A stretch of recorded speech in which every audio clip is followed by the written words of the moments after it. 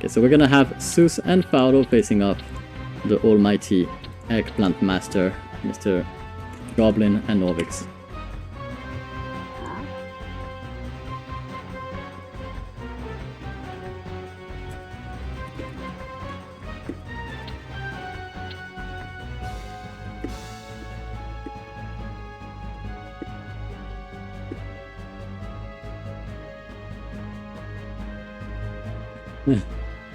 Alright.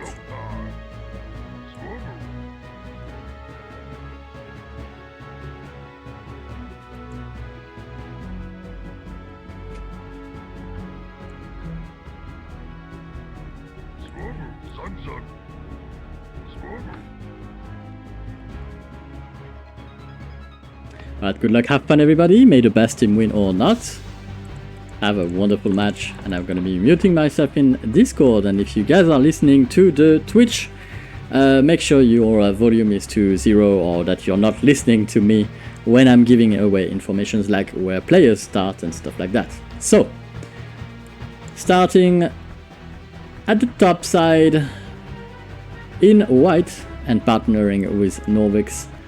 His name is Green Goblin, and he's going for a nice 1 Rax opening as the human of Lordaeron.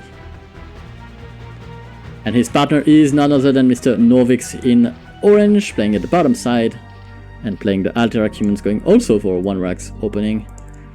And we can see that already Mr. Goblin is getting Raxed, although nothing too scary. I would not cancel my Rax and overreact over only 1 Rax that's not blocking my gold flow like this one. This time, I'm not even sure I would go for a lumber mill at this point. I would probably just keep going for my footments, and my footments would be just alright defending this. And we can see that the yellow player is seeing that this is not working. It's not giving his enemy, it's not, you know, making him overreact, and so he's going to be cancelling the first Rax and going away. I would build a Rax here. That the Rax is misplaced from Seuss. Building the Rax there would allow him to slowly get an advantage inside the base of his opponent. He could have built the Rax over here, which would have been even better, allowing him to build a tower behind or something to get a hold of, you know, that base. But apparently the 1 grunt coming in, gonna kill a peon, and that's gonna be it. 1 peasant down for Goblin. Not much actually gonna happen here. Seuss just gonna have to cancel that Rax before it dies.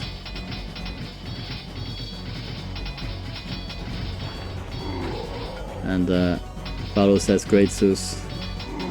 Not sure that's so great.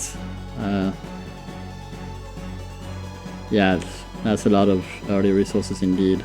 I would have preferred him to build a Rax here, because if he had built the Rax, the first Rax, like when he goes in with his peon, he sees this Rax being built, right? And if he builds his Rax inside, the footmen of Goblin are not only going to be in a choke point, 2v1, 2v Rax choke point, that it's going to be like they're going to be able to attack the Rax with only 2, right? And you can produce footmen inside that are threatening the peasants. So you have a power play right there. That would have forced a cancel of the blacksmith, and that probably would have messed up Goblin a lot. But the Rax inside had a lot less impact, so I would have definitely done that if I was Seuss. But then again, I am not Seuss, so think about where you can build that Rax if you want to mess your enemy up, because it's costing you resources even to cancel the Rax. So it has to be well spent, pretty much, if you're gonna, you know, cheese good. And Goblin sending some footmen over there, trying to keep the pressure on Seuss. Seuss gonna be receiving a double attack here from orange and white, both of them looking forward to get some taste of the blood. But the grunts from Paolo are arriving, although there are not so many of them. Level 3, however, pretty good. Good levels overall. I absolutely... I do not like the base of Paolo one bit. Look at the surface area of that defense. That's a lot of surface area.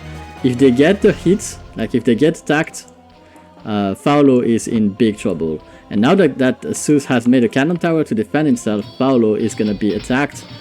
And there is no way he can repair that farm. That farm can be repaired by only 2 peons, and it can be attacked by 5.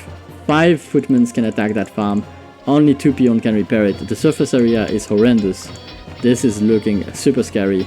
And if Norviks was a much better player, he would see that weakness and he would go for it. And he's gonna go for it. There you go. So even you know, like they're just gonna go for that farm. And that farm can be repaired by 2 peons. That's why they are gonna go for this one. That's why there is no other choice. And it's the easiest kill ever. And if they manage to kill the farm, even if Paulo rewalls, the second farm would be here, and the peons would start running out, and that would be horrendous even. He's gonna have to, yeah, he's gonna have to build, and look at that. Look at what's gonna happen here. Very often, peons are gonna start popping outside. If they are not blocking the exit with the footman here. But this is scary. Okay, so Paulo is gonna survive. But it was very scary. Like the farm has to be cancelled. He has to cancel the farm eventually at some point. He doesn't want to do it because he's defending against those grunts. But he has to, because that's what's gonna happen. The peons are gonna start popping outside. He has to build another farm here. Because if he builds the farm here, that will block the exit of the fall a little bit, and that will help. But the peons are gonna start popping out and be killed. Paulo is in big trouble. Now we can see that Norviks also getting an expansion here quite early, and a stables from Goblin is going to be placed in a very odd position. Seuss powering, trying to get to last eventually. Every advantage he can get is going to be a good advantage to have, especially in a situation like this. And this is 2 cannon towers. That's huge, man. Sure, he's not going to die yet, but I mean, this is absolute madness. And this is going to be scouted, I think, right? It has to be, eventually. And it will be. And we have only 1 peon to repair inside, which means this is threatening, right? Because you have only 1 peon to repair the buildings, you don't have a hole. This whole thing is not very strong because of the repair strength of only 1 peon. I like the augers going up. I like the tech. The speed tech of the tech is decent, but we have a lot of knights for Goblin, and that could be deadly. Alright, I like that Rax very much, but I would love him. Like, he's starting to chop this way. This is interesting indeed. It's not bad. I mean, it's definitely not bad, but scary stuff indeed. So the cannon towers will keep Paulo alive for now. I would love Norviks to keep producing from his second hold. That would give him a big boost. We can see that Goblin already heading to his second gold mine and mining it quite efficiently here, quite nicely actually. And so that's great. That's a great thing for sure. We're gonna have to hide somewhere. I mean, just not to be in the way. If someone wants to pick that. And Goblin is definitely looking like he wants to. Which, by the way, is an advantage for Norviks and Goblin. They do have a mine on the right side, whereas Seuss and Paulo don't.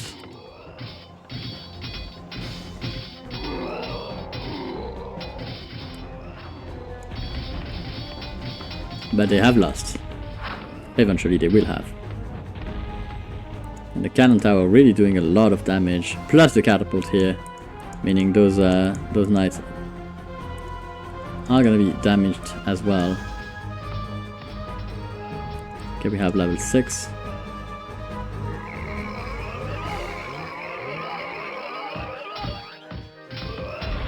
Two farms gonna die. Scary indeed.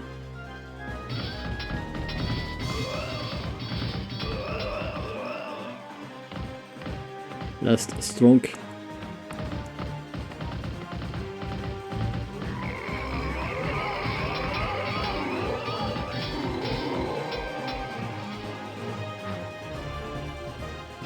Pharaoh says he messed up. Oh, he's gonna lose his peon inside. Oh no, and he doesn't have a town hall yet. No town hall inside either, so that's not good. Okay, Goblins fighting the Blasted Ogres with the Sappers. And he might lose a lot of stuff here.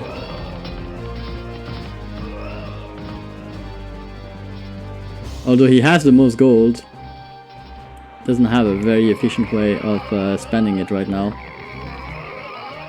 No Mage Tower yet. Maybe inside, yeah. No, Griffins, okay, that's good. It's a good way to do it, to deal with Blasted Ogres indeed. The castle is going down though, fast. There's no saving this. Yeah, castle is gonna be down. Ouch. Scary game. Norviks cleaning farms from Fowler. And Fowler killing his own farm so that he can get out. And so that his peons can get in the gold mine. Super far behind. He's in the Stone Age right now. That said, Norviks is not very far from the Stone Age either. And the base of Goblin getting hammered by Blasted Ogres everywhere.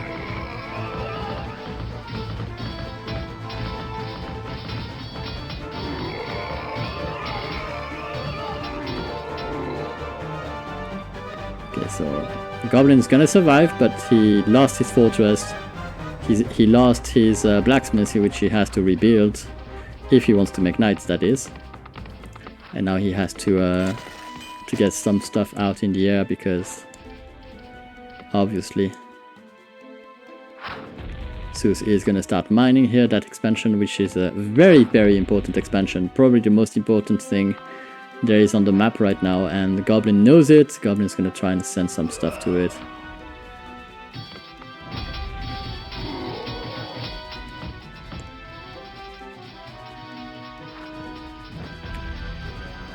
Yeah, the farm was deadly. Now Goblin's gonna be the one attacking, as the ogres of Seuss have died, and Seuss still has to power and get himself some DKs eventually.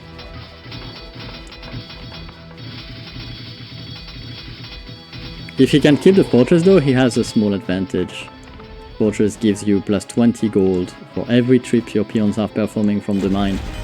That's a lot of bonus gold that you get. We do need a temple.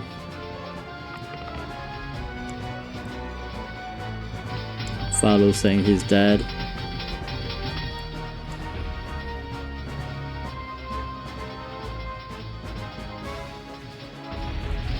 Not very useful input if you're a Seuss.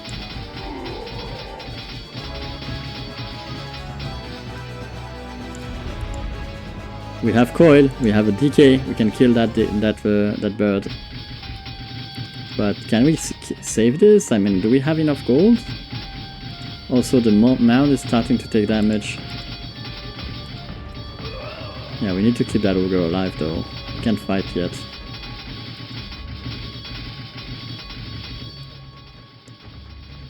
Okay, we did kill the bird, it seems. Or we just hit it. Yeah, we hit it with coil and... Oh no, we didn't hit it with coil, so we have the mana. Okay, good. Good stuff.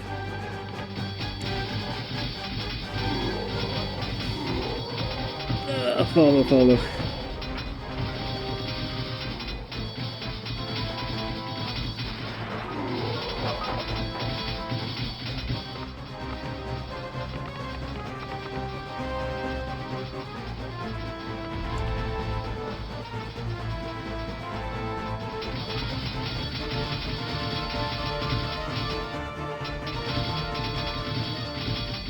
Damn, that was close.